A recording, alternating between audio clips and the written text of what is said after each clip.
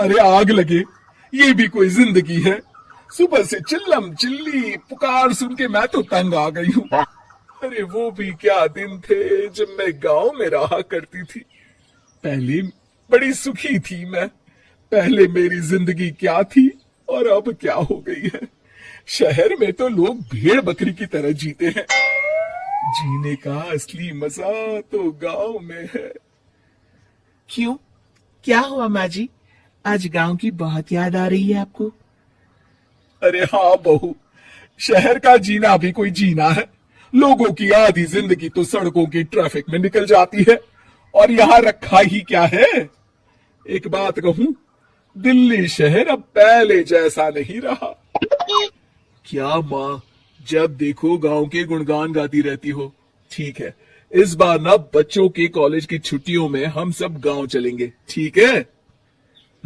हाँ, ये ठीक है। फिर कुछ दिनों के बाद सारा परिवार अपने गांव चला जाता है। अरे वाह, कितनी ताजी और साफ हवा है, कितनी शांति है यहाँ। चल बहू, अब बढ़िया सा खाना बना दे, मजे से आंगन में बैठ के खाएंगे।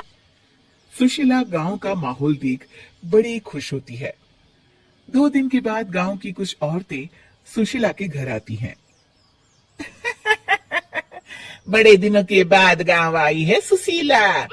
हमें तो लगा कि तू शहर जाके गांव को भूल गई। और बतिया, तेरी बहू कैसी है? जरा मिलवा तो उससे। अरे मेरी बहू तो लाखों में एक है। बड़ी किस्मत वाली हूं मैं जो मुझे जानकी जैसी बहू मिली है।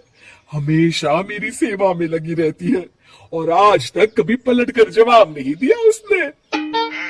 सुशीला की बातें सुनकर सभी औरतें हंसने लगती है।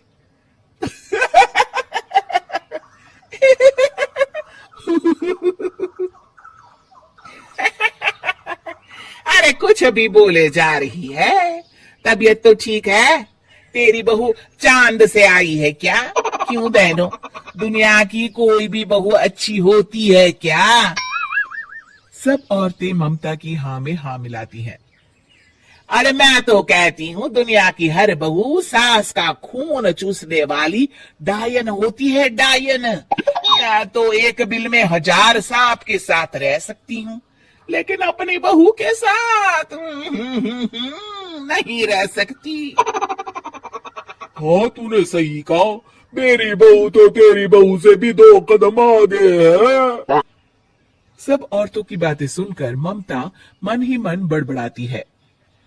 अरे ये गांव सुधर गया, लेकिन औरतें नहीं सुधरी। अगर थोड़ी देर और इनकी बेवकूफी भरी बातें सुनूंगी तो मैं सच में पागल हो जाऊंगी। फिर सुशीला उन औरतों को घर से दफा कर देती है और राहत की सांस लेती है।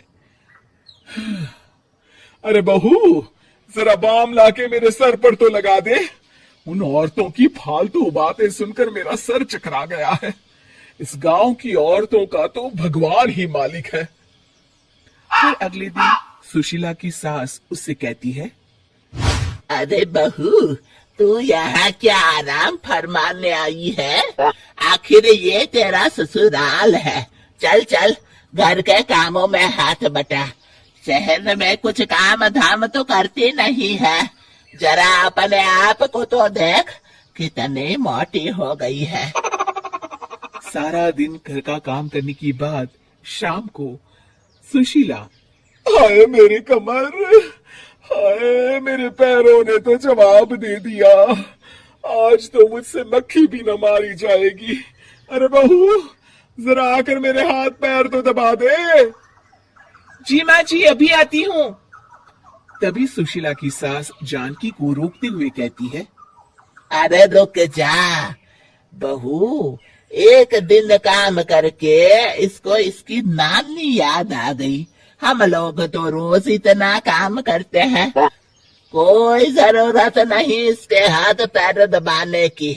सुबह तक सब ठीक हो जाएगा। सुशीला अपनी सास की बातें सुनकर हैरान रह जाती है। इस तरह धीरे धीरे गांव आने के बाद सुशीला की परेशानी शुरू हो जाती है। फिर एक दिन अरे आज तो मैं कपिल शर्मा देखूंगी क्योंकि आज संडे है।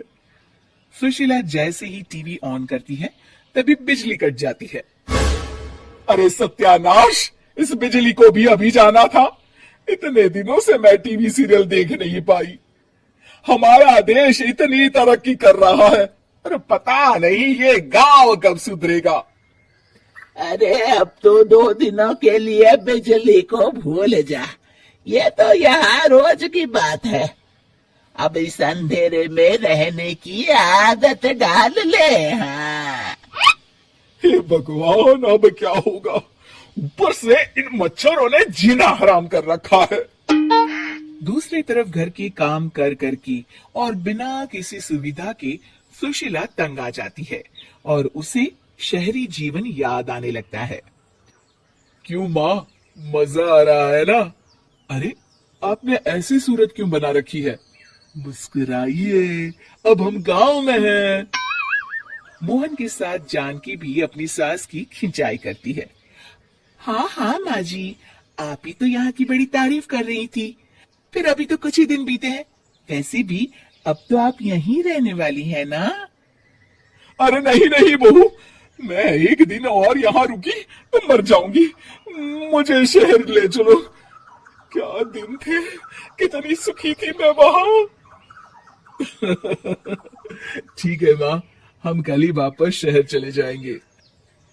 इस तरह सुशीला शहर आ जाती है और फिर कभी दोबारा गांव जाने की जिद नहीं करती।